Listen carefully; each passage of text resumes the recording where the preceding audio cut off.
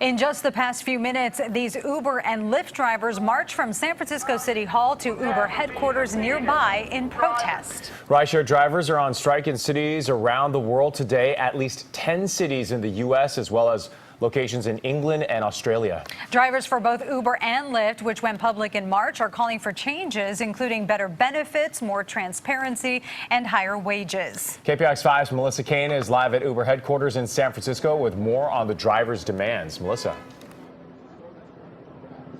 Yeah, Kenny and Michelle, we're here at Uber headquarters where dozens of drivers are protesting. They say with the company about to raise some $90 billion in its IPO on Friday, not nearly enough of that money is going to the actual drivers. They say over the last few years, their wages have gone down, and they want other kinds of benefits like workers' comp benefits and the ability to understand when and why they get deplatformed. That is sort of kicked off the platform for periods of time. They say right now there's really no way to handle that.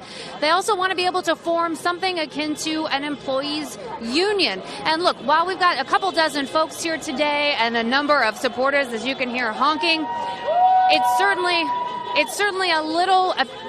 There are fewer people here than I think they anticipated, but still, we talked to one driver earlier today who said it's amazing that even this many drivers can get together. When you know the collaborative effort that's gone into this and the multiple cities across the U.S. and then internationally as well, for a group that's by nature very isolated, for this to come together this big, that should tell people there's a real big problem here, and it's systematic.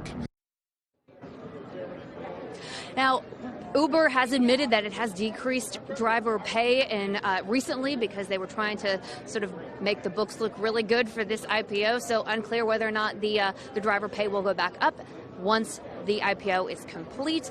And so far, the company has issued a statement saying that it values its drivers. No word on whether it plans to make any of the changes that these folks are asking for. Kenny, Michelle?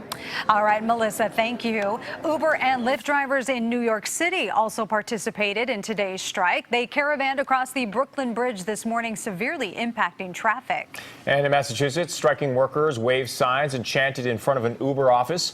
An organization formed by drivers last summer is asking drivers to stay off the clock for a full 24 hours today.